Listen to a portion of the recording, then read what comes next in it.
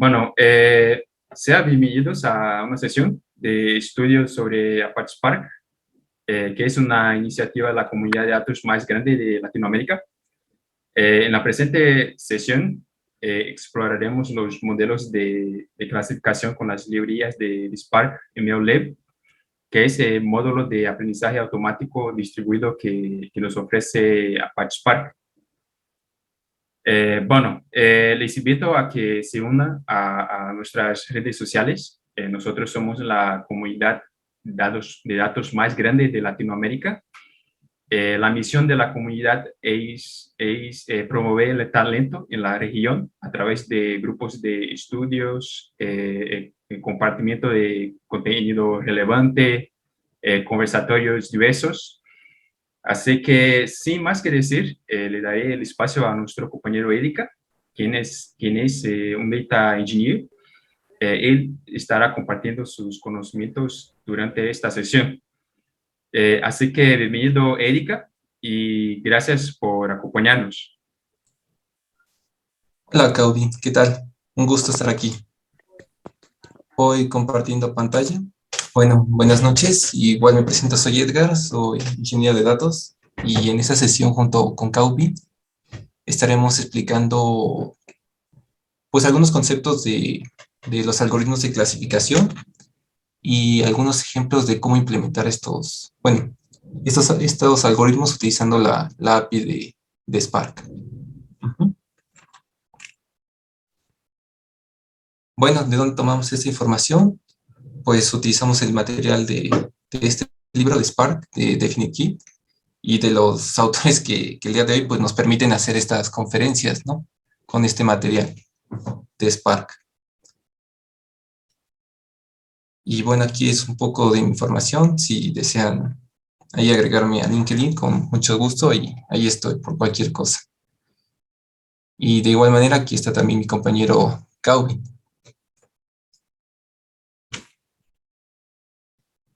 Vale.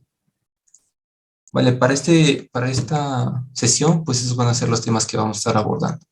Modelos de clasificación, métodos avanzados, evaluadores y ajustadores de modelos, métricas de evaluación detallada, el clasificador One versus Rest y una pequeña conclusión. ¿De acuerdo?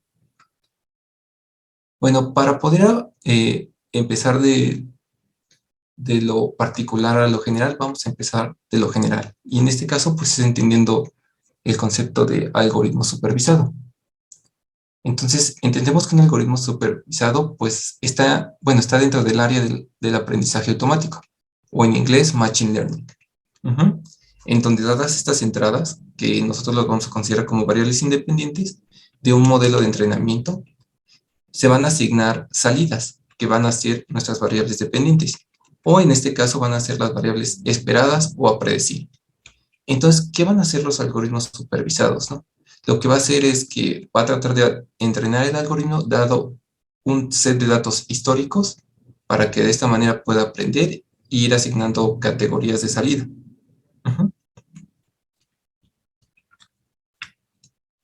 Entonces, yéndonos un poquito más a la clasificación, pues el algoritmo de clasificación, este nos va a ayudar a predecir datos de un conjunto de datos que pertenezcan a una o varias categorías. ¿A qué nos referimos a esto? Bueno, existen diferentes tipos de clasificación. En este caso existen la clasificación binaria y la multiclase. ¿Qué ejemplos tenemos como una clasificación binaria? Bueno, como su ejemplo lo dice, tenemos una clasificación donde nosotros esperamos dos salidas, ¿no? O en este caso puede ser un indicador, sí o no, ceros o unos, uno o dos, una figura u otra figura. Entonces aquí podemos ver un pequeño ejemplo donde tenemos dos tipos de figuras, que este viene siendo nuestro dataset. Entonces, esta información va a entrar a nuestro modelo de entrenamiento.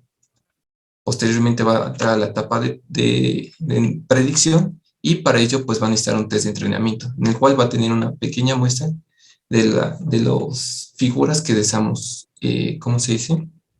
Que entre en nuestro modelo de predicción. Y ya teniendo como salida, pues vamos a tener clasificado lo que viene siendo dos figuras, ¿no? Que en este caso va a ser un cuadrado o un triángulo. Esto de manera sencilla, ¿vale? Otro de los ejemplos que es como el hola mundo de la clasificación binaria es utilizar el dataset del Titanic. ¿Y esto por qué? Porque de igual manera, como es una clasificación binaria, pues esperamos dos salidas, ¿no? ¿Y cuáles son estas dos salidas? Pues es saber cuál es la probabilidad de que una persona sobreviva o no. Entonces, para este dataset, pues existen muchas variables que pueden ser tanto importantes como no. Entonces, tomando nada más las variables que son importantes, o nada más por mencionar algunas, ¿no? Ahorita no lo detallaremos, pero por ejemplo, ya sea su edad, su estatus de vida, si tenía mucha familia, en qué camarote estaba, ¿cómo se dice? Alojado, entre otras variables, pues lo que va a hacer este algoritmo, pues va a tratar de entender estas variables y va a tratar de predecirlas. Pero como les comento, ahorita es nada más de manera ejemplo. Uh-huh. Entre los otros ejemplos que tenemos, y bueno, a mí me gusta más verlo de la parte de en conjunto con las herramientas, es que igualmente un clasificador binario nos puede ayudar a la detección de fraudes en compras, pues sí, compras en línea. Y bueno, viéndolo desde el lado de la tecnología, pues aquí podemos ver nuestra información, ¿no? ¿Y qué es nuestra información? Pues cada vez que nosotros vamos a generar una transacción, una compra. ¿Y cómo se va cómo se dice? Igual, esto es de manera, pues sí, bonita nada más. ¿Qué va a hacer? Pues va a ir tomando la información con una herramienta que se llama Kafka. Esta herramienta posteriormente se va a conectar a una parte de Spark, que va a ser Spark Streaming, y va a estar ingestando esta parte en Cassandra, no en tiempo real, porque no lo permite Spark, pero sí como en microbatches de tiempo. Entonces, esto va a ser como un pequeño ciclo, en donde ya que vamos ingestando nuestra información, vamos a ir aplicando un modelo de Machine Learning. Bueno, en este caso de las librerías de MLlib de Spark. Se va a aplicar el modelo, de igual manera, pues puede pasar por la información ¿cómo se dice? Por un almacenamiento de datos que puede ser un S3, actualmente creo que ocupan también un Minio o un HDFS, y posteriormente sigue ciclando esta información. Entonces los resultados los podemos guardar en un Cassandra. ¿Por qué? Pues porque deseamos leer la información de manera rápida. Y si queremos hacerlo de otra manera, pues igual podemos, ¿cómo se dice?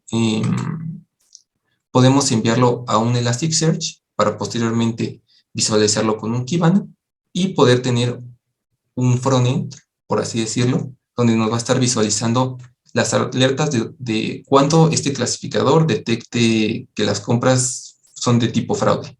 Uh-huh. Entonces, ese es como un pequeño ejemplo. Y de igual manera, otra de las aplicaciones que tienen los clasificadores binarios es para la detección de correo spam. Ok. Y bueno, siguiendo con partir de lo general a lo particular, vamos a entender un poquito, o repitiendo un poquito los conceptos de clasificación multiclase, donde aquí podemos ver, bueno, tenemos dos ejemplos, ¿no? Uno con imágenes y otro escrito. En uno de estos, nuestras entradas de datos, pues sí podemos tener diferentes figuras, ¿no? Un gato, un perro o una persona, en donde al tener la salida de este clasificador, nuestras imágenes nada más pueden ser, o ya sea un gato, un perro o una persona. O si lo queremos ver de otra manera, ya sea en este caso con un clasificador de imágenes de frutas, nosotros vamos a tener distintas frutas, naranjas, manzanas o peras. Pero una fruta solo puede ser en una categoría, puede ser ya sea manzana o pera, pero nunca ambas a la vez. Esto nada más de manera sencilla y de manera educativa, para que se pueda entender el concepto. Y bueno, ahora vamos a partir sobre los modelos de clasificación de MLlib, sí, en general de MLlib. Para esta sección nosotros vamos a abordar estos modelos de clasificación y cuáles son, ¿no? Tenemos la regresión logística, el árbol de decisiones, árboles aleatorios o random forest, y el gradient boosted tree. De igual manera tenemos el 1 contra todos.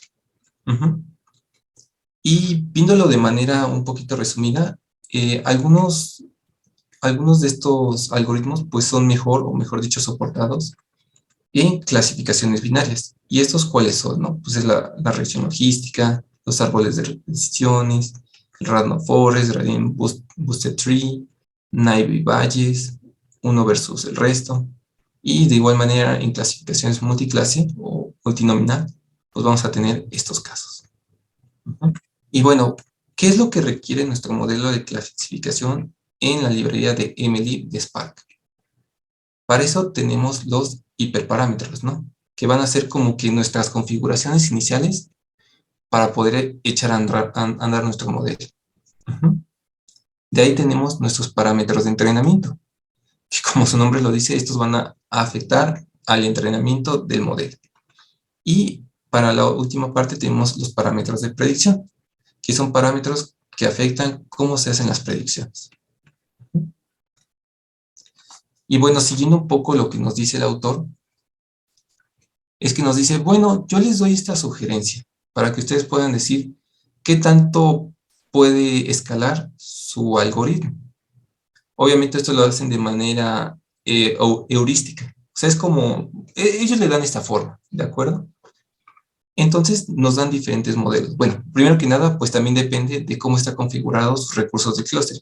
Eso lo recordamos muy bien porque es parte o de la esencia de la distribución de los workers de Spark. Entonces, entendiendo esto y abarcando la imagen que tenemos aquí abajo, pues nos dice, bueno, tienes estos algoritmos y estos pueden aceptar tantas features, ¿no? O características. ¿Y a qué nos podemos referir a las features? Pues a cuántas variables de entrada puede aceptar nuestro algoritmo. En este caso, pues, dado, o sea, dice que no está limitado, pero pues depende de cómo tengamos configurado nuestro cluster, pues va a aguantar tanta información en el dataset de entrenamiento. Y nuestra salida, para que sea óptima, según el autor, dice que multipliquemos las características por las clases. ¿Vale? Entonces, en un caso ideal, por ejemplo, que tuviéramos 500 características y 300 clases, pues nos daríamos cuenta que no podríamos utilizar alguno de estos algoritmos. Pero podríamos reducir el número de nuestras características, siendo características que no ocupemos, y con ello podemos tal vez utilizar otros de los algoritmos. Esto de manera, pues, igual, como les comento, para entender qué es lo que nos quiere decir el autor. Y bueno, vamos a comenzar con el primer algoritmo, que este va a ser la regresión logística. Para ello, pues les muestro una imagen. Tenemos la regresión lineal y la regresión logística. Si bien la regresión lineal ya se ha abarcado en otro capítulo del libro, en este caso, una de las diferencias es que la regresión lineal, pues su parámetro va a decir, quiero saber, ambos se utilizan, disculpen, ambos se utilizan para predecir. Igual utilizan información histórica, pero la regresión lineal va a considerar valores de 1 o 0. Sin embargo, la regresión logística va a tomar valores entre 0 y 1. Y bueno, para saber que nuestra regresión va a ser nuestra regresión logística va a ser de tipo clasificación, hay un concepto que se llama threshold. Este, que lo vamos a ver más adelante y en dónde se encuentra, está relacionado con esta curva que tiene una forma de S. Entonces nos dice, oye, dependiendo de en qué valor real, o sea, entre 0 y 1, hayas caído, ya sea 0.1, 0.2, 0.5, 0.7, yo te voy a decir a cuál vas a ir asignado, ya sea al 0 o al 1. Y bueno, también recordemos que la regresión logística es un método estadístico, o sea, va a utilizar la probabilidad para poder predecir sus algoritmos de clasificación. ¿De acuerdo? Y bueno, siguiendo un poquito, esta parte es un poco teórica, así que si ven que es mucha información, pues es parte del contenido. Entonces vamos a empezar con los hiperparámetros, ¿no? En este caso, para la regresión logística, vamos a tener lo que viene siendo el primer hiperparámetro, que va a ser la familia, que va a ser, tú escoges, vas a hacer una multiclase o multicategoría, o va a ser binaria tu clasificación. Y en dado caso que nosotros queramos hacer otro tipo de regresiones logísticas, podemos utilizar el parámetro, el hiperparámetro Elastic Net Para, el cual, pues su significado es la regulación neta elástica. ¿Y para qué nos sirve? Bueno, nos va a servir para saber si queremos elegir un caso L1 y L2. En la documentación no viene mucho, pero por lo que se investigó, es que uno corresponde al lazo y el otro al write. Uno nos va a decir, oye, quiero que los valores los forces a cero, o sea, que empiecen a tender a 0.00001, pero que quizás no lleguen a cero. Y para el write nos va a decir, bueno, redúcelos, y en este caso, pues no tenemos problema de poderlos reducir a cero en dado caso. De igual manera, ahora tenemos otros parámetros que vienen siendo el feed intercept, que pues va a estar relacionado con el ajustar la intersección de datos de entrenamiento. Y esto se le asigna un valor de verdadero o falso. Y también tenemos el regpara, que nos va a decir cuánto paso hay que darle a esta regulación. Y la estandarización, ¿no? Podemos asignar un verdadero o falso si deseamos estandarizar nuestro modelo de regresión. Y entre los parámetros de entrenamiento que tenemos, pues vamos a tener el máximo de iteraciones. En ese nos va a decir, oye, algoritmo, ¿cuántas iteraciones quiero que tú tengas como máximo antes de detenerte? También tenemos el parámetro toll. Este nos va a decir, bueno, ¿cuál va a ser el umbral para que dejes de iterar si el algoritmo ya empieza a converger? Y tenemos el weight call, que es una ponderación de importancia o precisión de columnas a las categorías. ¿Y esto a qué nos referimos? Bueno, nosotros vamos a tener en nuestro modelo un parámetro, o en este caso una característica o columna del dataset, que va a ser nuestro target, que va a ser como que el valor objetivo a lo que queremos llegar. Pero igual vamos a tener más variables en este modelo. Entonces, este parámetro nos va a decir cuál va a ser como la ponderación o el valor que queremos darle a estos restos características que vamos a meter en nuestro modelo. Y como ya habíamos mencionado al principio de esta presentación, bueno, de la regresión logística, pues vamos a tener los parámetros de predicción thresholds y thresholds. Uno para saber si es un valor entre 0 y 1, o sea, una clasificación binaria, y la otra va a ser para una clasificación multiclase. Y este parámetro, pues es el importante porque es el que va a decir que la regresión logística va a ser de tipo clasificación.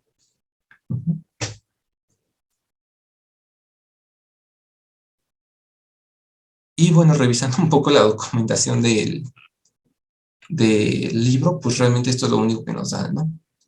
Nos dice, bueno, aquí lo tienes en Scala, aquí lo tienes en Python, usa mi método que ya viene en la librería y ya nada más utiliza algunas funciones para utilizar.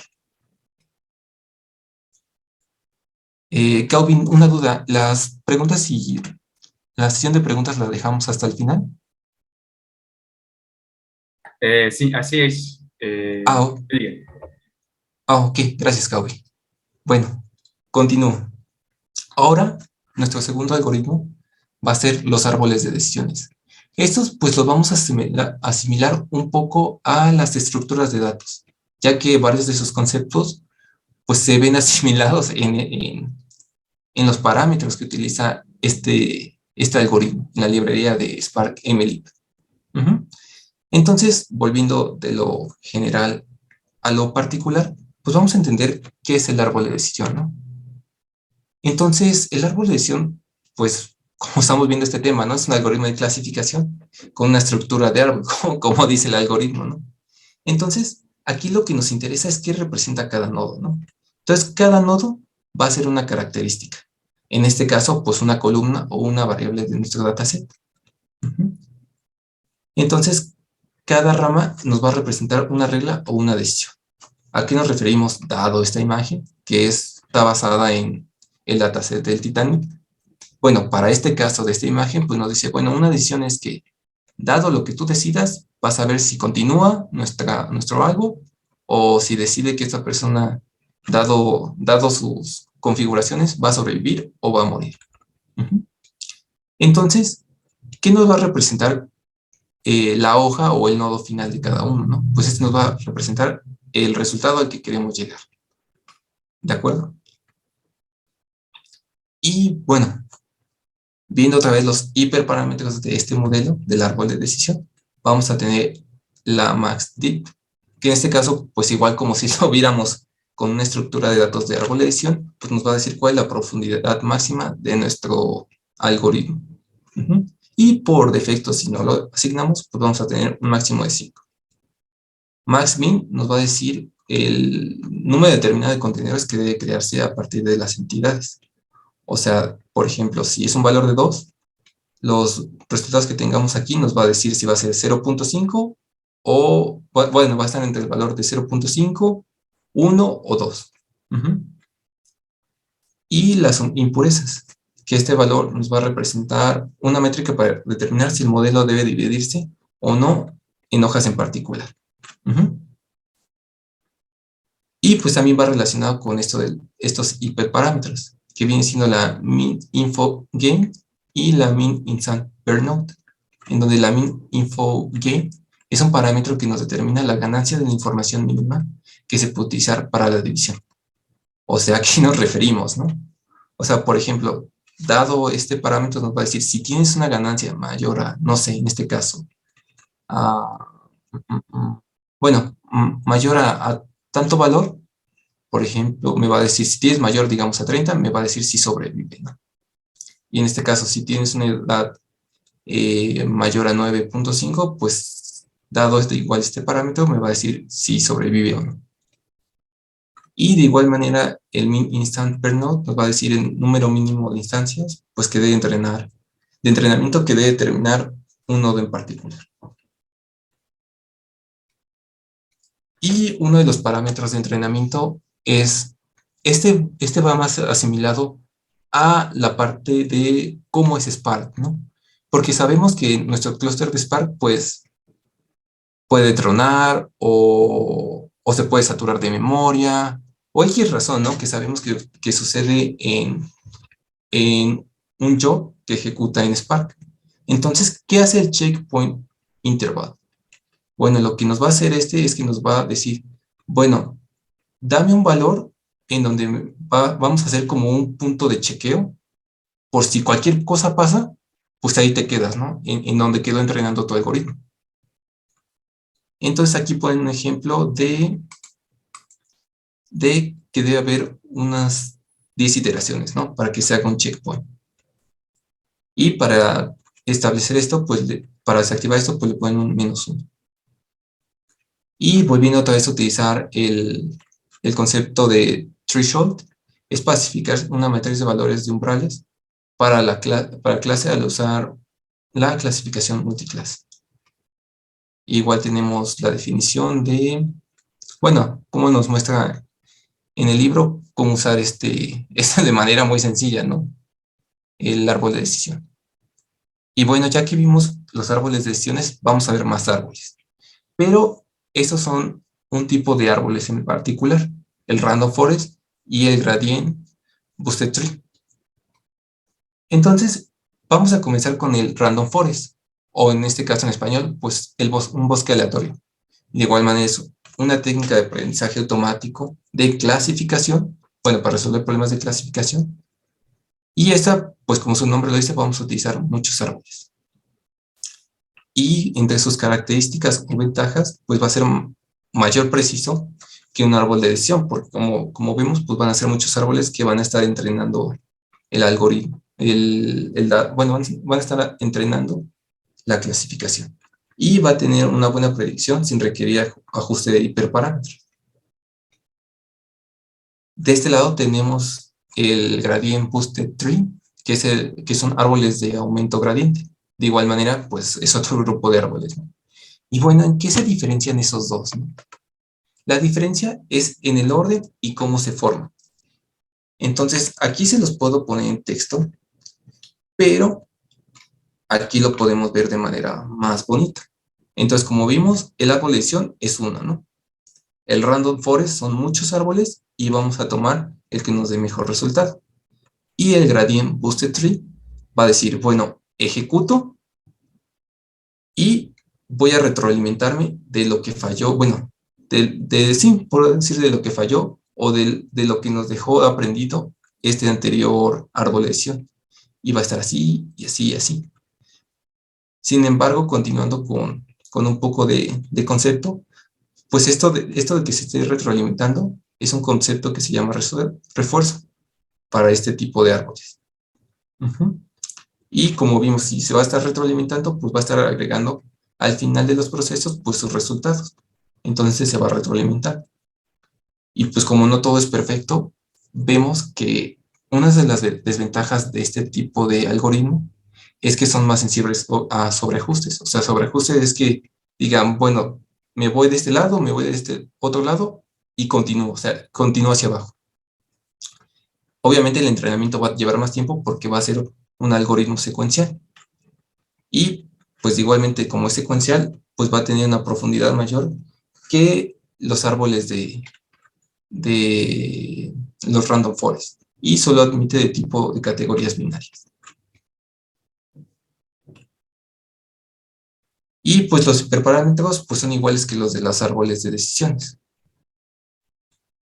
En este caso, los random forest pues nos va a decir cuál va a ser el total de árboles a entrenar. Como vimos en las imágenes, vamos a tener muchos árboles. Y vamos a tener también el Future Subset Strategy, que es el número de características a considerar para las divisiones en cada nodo del árbol. Entre los hiperparámetros de ese tipo de árboles, pues va a estar los type, que va a ser una función de pérdida de los árboles para que se inicien durante el entrenamiento. El max iteration, de igual manera, el número máximo de iteraciones antes de detenerse, y el step size, el tamaño de paso entre iteraciones de entrenamiento. Y de igual manera, utilizamos el concepto en parámetros de entrenamiento del checkpoint interval. Y de igual manera, para los parámetros de predicción utilizamos el threshold. Vale, nos quedamos en Naive Bayes, ¿no? Y bueno, para no profundizar tanto en la teoría, sino lo que nos interesa es la práctica de estos algoritmos, pues en resumen, pues ese nos basamos en el teorema de Bayes, ¿de acuerdo? Entonces, ¿cuáles son sus ventajas? Pues ese es bueno para clasificaciones multiclase o multicategoría. Y funciona mejor para entradas categóricas que con variables numéricas. Regularmente este tipo de algoritmos se utiliza para la clasificación de textos y como ya habíamos mencionado anteriormente, pues nos va a ayudar para la clasificación de correos con spam. Este tiene dos tipos de modelos, son multivariado o en este caso el modelo de Bernoulli o multinominal o de multiclases. Y como una nota, pues todas estas características de entrada deben ser positivas. En este caso nuestros hiperparámetros de este modelo va a ser el model type, que nos va a decir si es de Bernoulli o multinominal. Y el weight code, que va a ser, como ya habíamos mencionado antes en los otros algoritmos, la ponderación de la importancia, importancia que queremos darle a estas características o columnas de nuestras variables, que van a entrar a nuestro modelo. Y el smoothing, que en este caso nos va a ayudar a suavizar los datos categóricos y evitar el sobreajuste de los datos de entrenamiento. Y volviendo a mencionar, el que siempre se utiliza para parámetros de predicción va a ser el threshold, que ya venimos mencionando anteriormente, que nos ayuda a especificar la matriz de los umbrales que va a tener cada una de estas clases en una clasificación multiclase. Y de manera breve, vamos a abordar la evaluación para clasificación y automatización de ajustes de modelos. En este caso, pues, estas métricas van a ser más útiles para el contexto de pipelines y parametric grid. Y en estas clasificaciones se esperan dos columnas, que en este caso va a ser la categoría predicha del modelo y la categoría verdadera. Y como comento, digo, de manera muy breve, pues son como que las evaluaciones que utilizan los algoritmos dependiendo de cuál va a ser su clasificación. Entonces, si es una clasificación binaria, y utilizando este método, pues vamos a poder utilizar el area under rock y el area under PR. Y para clasificación multiclase, pues vamos a utilizar el método multiclass evaluation y vamos a tener entre sus métricas la F1, el weighted precision, el weighted recall y el accuracy. Y de igual manera, para no abarcar tanto esto de las métricas de evaluación detalladas, realmente estas, dado que pues regularmente utilizamos los data frames, más con PySpark, pues estas se utilizan más con RDD. Y pues tenemos métricas de clasificación binaria y multiclase o nominal. De igual manera, el libro no dice mucho, pero pues viendo la documentación, nos dice que podemos tener estos tipos de métricas de una clasificación binaria. La que regularmente ocupamos en nuestros algoritmos, pues es la accuracy, pero pues también podemos tener cualquiera de estos tipos de métricas de evaluación para la clasificación binaria. Y pues lo que nos dice la documentación de Spark, pues tienen esto, ¿no? Y lo pueden utilizar, ¿vale? Y como les comento, pues esto va relacionado mucho a los RDD, y aquí podemos verlo, pues aquí hay una función map. Y también tenemos estas métricas de evaluación para las clasificaciones multiclase, ¿no? Que en este caso pues no abordaremos tanto, sino lo que nos interesa es más conocer que existen y que se pueden utilizar, ¿vale? Y en qué casos, que en este caso pues utilizando los RDD. Y de igual manera lo que nos dice la documentación es, pueden utilizarlo, y aquí tienen un pequeño ejemplo. ¿De acuerdo? Y aquí igual un poco más de información de cómo se puede utilizar. Y ya el último algoritmo, ya para que sea no tan teórico esta parte, es uno contra el resto.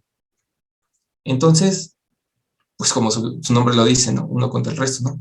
Y ese se utiliza más en la clasificación binaria. A pesar de que podamos utilizar clasificación multiclase, lo que va a hacer este algoritmo, teniendo este ejemplo, es que vamos a decir, bueno, tenemos un caso, y los que no van a ser el resto, pues clasifícalos como que es otra opción. Entonces aquí tenemos un problema 1, 2 y 3, donde queremos nada más el rojo contra el todos, el azul contra todos y el verde contra todos. Y de igual manera, pues lo que nos dice el libro es, revisa la documentación. Pero esto es de una manera sencilla para entender de qué sirve este algoritmo. Y ya concluyendo, para poder pasar con los ejemplos de Cauby, pues en resumen o en conclusión, pues la librería MLib nos va a permitir la implementación de algoritmos de clasificación para predecir de un conjunto de características limitadas por clase, como vimos en la escalabilidad que nos proporciona el autor. Van a estar limitadas por sus clases, siendo estas sus salidas. Y con esto pues podemos continuar en la demo. ¿Es así, Cauby? Bueno. Ok, muchas gracias. Bueno, voy a compartir mi pantalla. Bien. Bueno, en esta demo, como hemos visto en la presentación de nuestro compañero Erika, los modelos de clasificación son comúnmente utilizados para resolver problemas de clasificación binaria o compuesta por diversas clases. Trataremos ahora de resolver un problema de clasificación binaria con un ejemplo que consiste en predecir si un cliente ha optado por abandonar un servicio de tarjeta de crédito de una entidad financiera o no. Ese ejemplo o parte de ese ejemplo hemos visto en alguna sesión anterior. Esto es un típico problema de clasificación binaria en la que la variable dependiente toma dos valores posibles, el de clientes existentes y el de clientes perdidos. Por hoy no voy a ejecutar la celda porque por el momento mi máquina está ocupada en procesar la grabación anterior. Así que vamos a ver, bueno, esa parte ustedes ya lo saben. Nosotros vamos a importar las librerías, iniciar la Spark Session. Enseguida vamos a cargar los datos. Nuestro conjunto de datos posee un total de 19 variables de entrada o variables independientes. Entre las variables se encuentran la edad de cada uno de los clientes. Cada registro representa un diferente cliente. El género, el nivel de educación, su nivel de ingresos, la categoría de la tarjeta de la cual ha accedido el servicio, entre otras variables relacionadas a cada uno de los clientes. Antes de proceder a preprocesar los datos, vamos a crear una nueva columna denominada peso, en la que constarán los pesos asignados a cada valor de la variable de salida. Esta columna de nombre weight será muy útil para nosotros porque este conjunto de datos tiene un gran problema, que es la falta de balance entre las clases de la variable de salida. Apenas 16,17% del total de clientes han decidido abandonar el servicio. Esta proporción representa la clase minoritaria. Así que nosotros vamos a asignar un peso a cada una de las clases, de tal manera que al momento de hacer la evaluación, no subestimar la precisión de esta clase minoritaria. Bien, ahora vamos a la etapa de preprocesamiento. Cada una de las etapas de preprocesamiento hemos descrito en alguna sesión que hemos tenido. Vamos a utilizar string indexa para codificar las variables categóricas originales. One hot encoder para las variables categóricas nominales. Vamos a codificar la variable dependiente, vamos a convertir los datos en vectores, enseguida vamos a hacer la estandarización mediante el min, max y scalar. Una vez hecho eso, definido cada una de las etapas, nosotros vamos a ejecutar cada una de esas etapas en una pipeline de Machine Learning. Así que antes de ejecutar cada una de esas etapas de procesamiento, nosotros vamos a separar nuestros datos en datos de prueba y datos de entrenamiento y datos de prueba. El objetivo de eso es básicamente hacer el entrenamiento sobre los datos de prueba, una porción que representa los datos de entrenamiento, y evaluar nuestro modelo entrenado sobre los datos de prueba. Así que nosotros vamos a utilizar esa función denominada random splits y definimos una lista compuesta por porcentaje de los datos que serían ok, ya finalizó el procesamiento de la grabación. Bueno, 70% de los datos sería para el entrenamiento y 30% sería para la prueba, para la evaluación.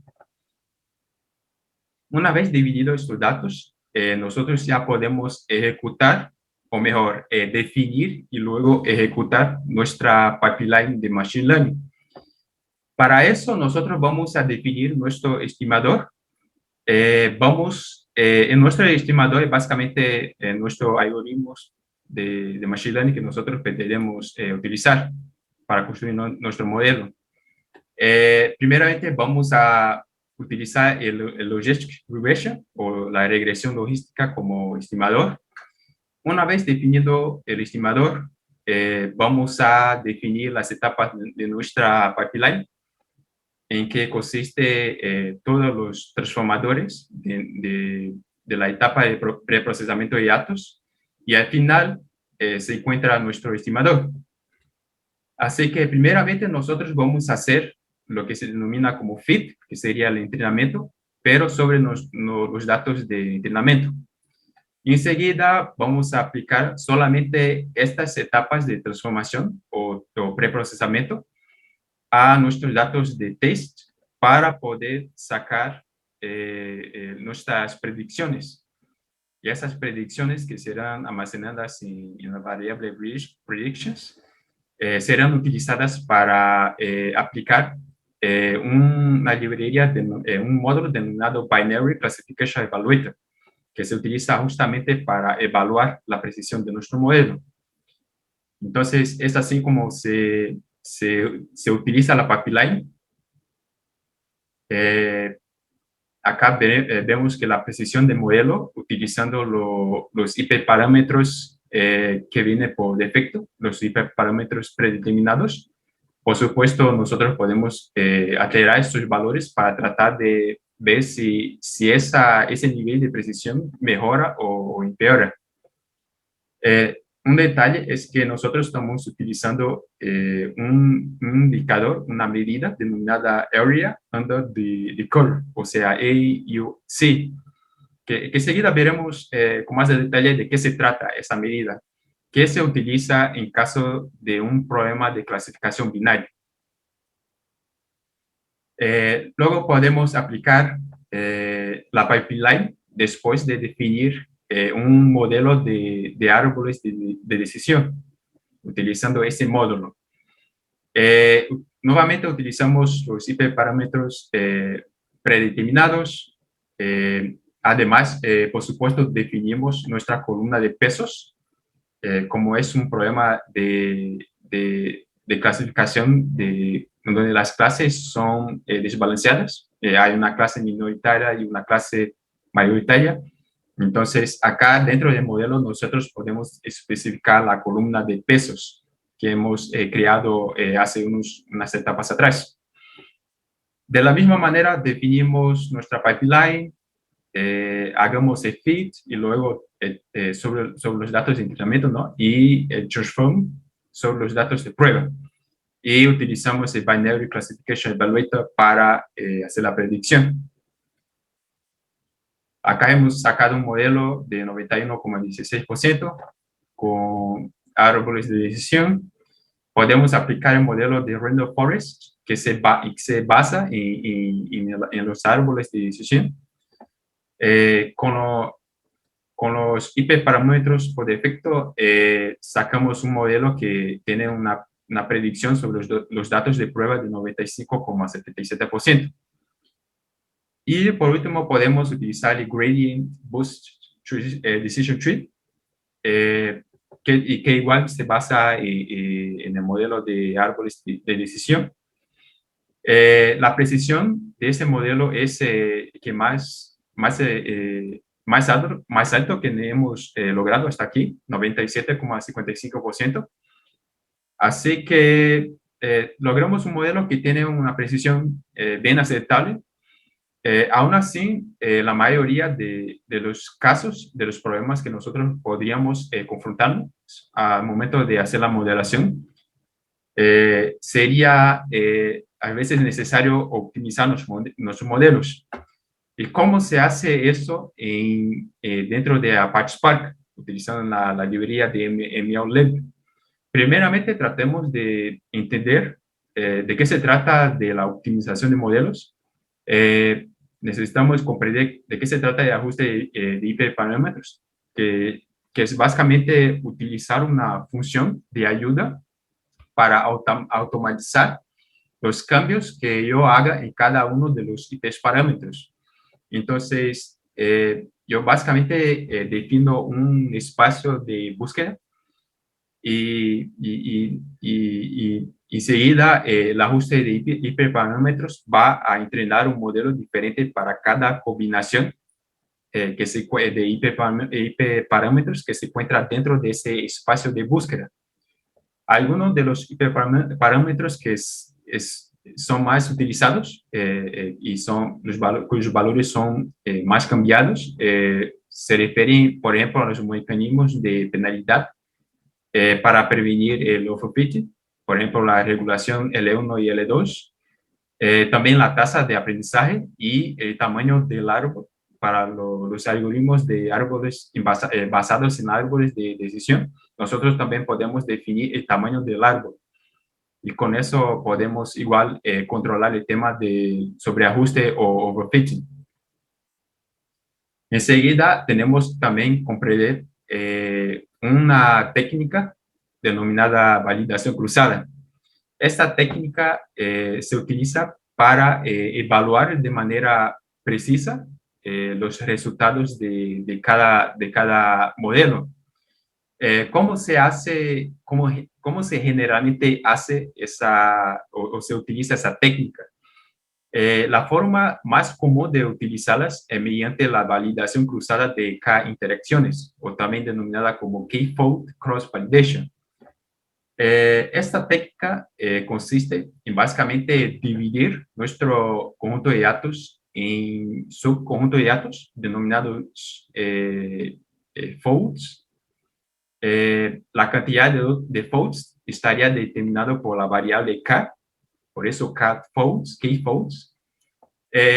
Para cada fold, o sea, uno de los folds, nosotros utilizamos como un dato de pruebas y los tres restantes, en este caso estamos utilizando, hemos definido una K como 4, o sea que dividimos nuestra datasets en 4 subconjuntos. Uno de los subconjuntos nosotros utilizamos para prueba y el restante sería para el entrenamiento.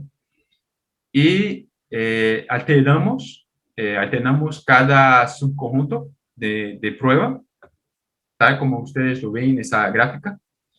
Y para cada subconjunto de prueba que nosotros hemos utilizado, sacamos una métrica, hacemos una evaluación en base a una determinada métrica. Y enseguida hacemos una media aritmética de cada métrica que hemos sacado para cada subconjunto de datos que hemos utilizado como datos de prueba. Esa sería la intuición por detrás del método de validación cruzada de K-interacciones, que es la más utilizada, ¿no? Hay otros métodos, pero esa es sin duda la más utilizada. Enseguida, nos convendría entender, o sea, comprender la denominada curva ROC. La curva ROC es una representación gráfica. Nosotros básicamente graficamos una curva. Esa curva, o sea, va a ser una curva, sea un arco. Esa curva va a tenderse a ese punto que se encuentra acá. Mientras más preciso sea nuestro modelo, más el extremo de esa curva va a acercarse a ese punto, que es el punto de la clasificación perfecta, o sea, de la precisión perfecta. O sea que idealmente, o sea, un modelo que tenga un 100% de precisión, la curva básicamente tocaría ese eje en la vertical y ese eje en la horizontal. Por lo general se asume que un modelo tiene un grado de precisión aceptable siempre que esta curva esté por encima de esa línea de color rojo. O sea, si un modelo si la curva se encuentra sobre esa línea, se asume que el modelo predice una variable no peor o mejor que una apuesta aleatoria. O sea que es mejor que esta curva esté por encima de esa línea. De esa curva se deriva un indicador, una medida de precisión denominada Area Under the RC Curve o AUC. Esa área, o sea, representa básicamente la área por debajo de la curva. Obviamente se utiliza el cálculo integral para poder sacar el área total. El valor de esa medida va a variar entre 0, que sería una curva que estaría sobre ese eje en la horizontal y ese eje en la vertical, o 1, que sería de la clasificación perfecta, que tocaría estos ejes acá en la parte superior. Entonces, eso sería el concepto por detrás de la medida denominada Area Under the RC o AUC, AUC. Y esa sería la medida que nosotros utilizaremos para evaluar nuestros modelos. Acá nosotros haremos un pequeño ejemplo de optimización en la que primeramente definiremos nuestro modelo. Utilizaremos el modelo de Gradient Boosted Tree Classifier. Acá vamos a definir los parámetros base o los parámetros por defecto. Enseguida vamos a construir nuestro espacio de búsqueda, o también denominado como parámetro grid.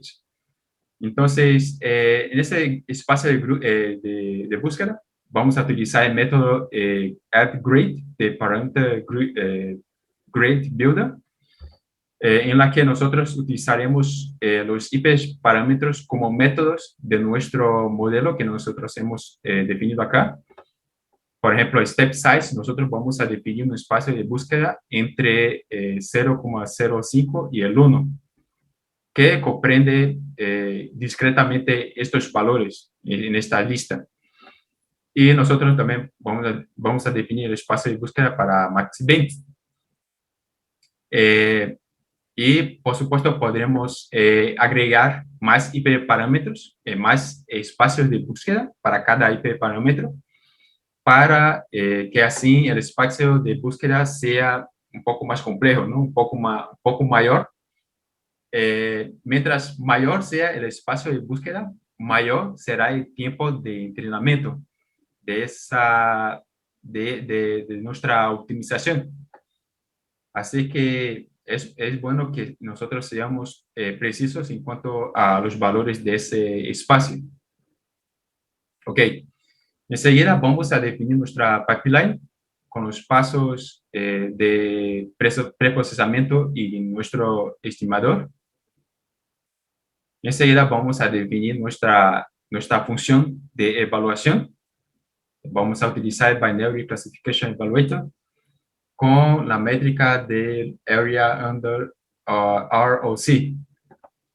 Enseguida vamos a definir nuestra validación cruzada. ¿Cómo sería nuestra validación cruzada? En ese módulo denominado Cross Validator de Spark ML, vamos a definir la pipeline que nosotros hemos definido, nuestro espacio de búsqueda que nosotros igual hemos definido y nuestro evaluador. Y enseguida vamos a definir también el número de K, básicamente, o el número de subconjuntos que nosotros queremos dividir nuestros datasets. B, una vez definido nuestro crossval, nuestro modelo, vamos a hacer el fit a nuestros datos de entrada. En ese caso lo he hecho anteriormente. Se tardó un rato, ¿no? 10 minutos. Suele tardarse mucho porque se tiene que entrenar un modelo para cada valor de nuestro espacio de búsqueda. Y además se tiene que generar un modelo diferente para cada subconjunto de datos, o para cada fold, o para K. Entonces, acá tenemos, hemos entrenado nuestro modelo. Acá podemos crear un nuevo data frame, ¿no? Que he hecho acá para crear una tabla en la que nosotros representamos la precisión de cada uno de los modelos entrenados. En total se evaluó un total de 20 modelos diferentes. ¿Por qué 20 modelos? Porque acá nosotros hemos definido un espacio de búsqueda compuesta por dos IP parámetros. Acá tenemos 4 valores en ese espacio de búsqueda y acá tenemos 5. Vamos a entrenar la combinación de cada uno de esos valores, así que 4 por 5 sería el total de 20. 20 modelos para cada combinación. Entonces, acá podemos visualizar los mejores 5 modelos de estos 20. Eso es la precisión sobre los datos de entrenamiento, ¿ya? Y acá tenemos una descripción de los IP parámetros y sus valores. El modelo que generó una mejor precisión tiene un IP parámetro de step size de 0.5 y max bins de 128. Enseguida vamos a utilizar el mejor modelo que nosotros hemos entrenado para evaluar sobre los datos de prueba. Y eso ha generado una precisión de 97,55%. Eso significa que la optimización de nuestro modelo no ha valido la pena, porque esta precisión es exactamente la misma que la precisión de nuestro modelo base, acá, que hemos utilizado los IP parámetros y sus valores predeterminados. Pero en la mayoría de los casos, en la mayoría de los problemas, sí sería necesario hacer la optimización de nuestros modelos y esos serían los pasos necesarios para hacerlo, ¿no? Utilizando los módulos de Apache Spark. Tenemos muy poco tiempo para terminar con la presentación, así que me gustaría presentarles un código que he utilizado con apoyo de los módulos de Matplotlib y Seaborn para graficar lo que sería una matriz de confusión. Acá tenemos nuestra matriz, ¿no? En esa matriz nosotros representamos, hemos visto en la presentación, ¿no? Representamos los valores de cada una de las clases que fueron predecidos versus los valores actuales para cada una de las bases, pero de las clases. Nosotros nos convendría que tanto los valores que se encuentran en la primera coordinada, o sea, en la primera parte del plano y en la cuarta parte del plano sean los mayores posibles y que estos valores que se encuentran en el tercero y segundo plano sean los menores posibles, ¿no? Que estos valores representan la cantidad de predicciones correctas, mientras que estos valores representan la cantidad de predicciones incorrectas. Bien, creo que con eso sería suficiente para terminar con la presentación. Hemos visto los pasos, ¿no? De manera bien detallada de cómo nosotros hacemos, ya sea utilizar un modelo de clasificación o los pasos para hacer la optimización de nuestros modelos por el método de validación cruzada por K-fold, ¿no? K-fold.